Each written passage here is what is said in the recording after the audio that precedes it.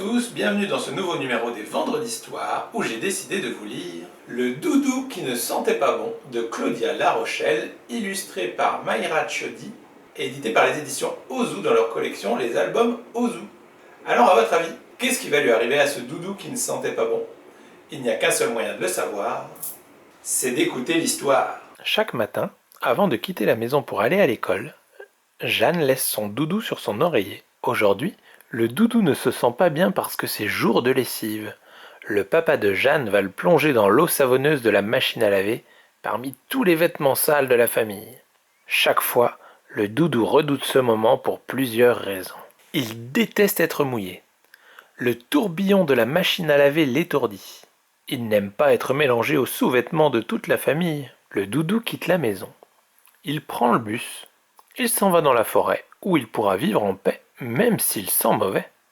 En rentrant de l'école, Jeanne a beaucoup de peine. Son doudou chéri n'est plus sur son lit. À l'heure du dodo, rien ne va plus. Jeanne ne veut pas s'endormir sans son doudou.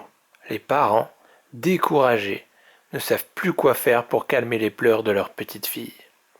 Ni le lait chaud, les berceuses, les histoires, les ronronnements d'Artémise le chat, ni les câlins de l'ours en peluche ne consolent la pauvre Jeanne. Pendant ce temps, au cœur de la forêt, le doudou de Jeanne est terrifié. Il entend toutes sortes de bruits étranges.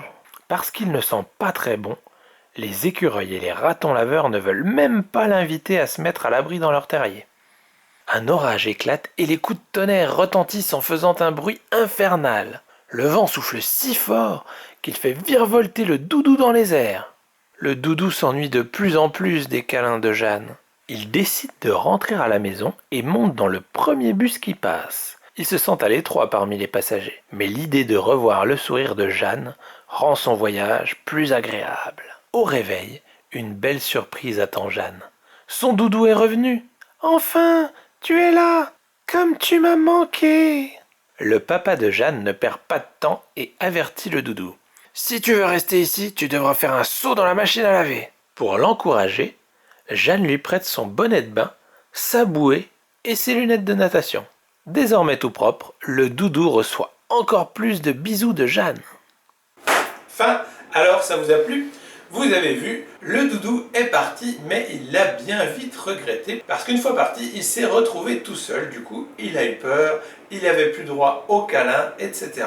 Bref, c'était très dur la vie pour le doudou. Raison pour laquelle il faut bien veiller sur lui et y faire attention afin de ne pas l'oublier quelque part et qu'il finisse par se retrouver tout seul. Et il est vrai que comme notre doudou, on a tendance à l'emmener partout, le laisser traîner, etc., il finit par être tout sale et c'est pourquoi il faut de temps en temps le laver pour qu'il puisse rester à la maison. Donc voilà, sur ces bonnes paroles, il ne me reste plus qu'à vous souhaiter une excellente journée, un excellent week-end. J'espère que la rentrée s'est bien passée et je vous dis à la semaine prochaine pour une nouvelle Vendredi d'Histoire. Salut!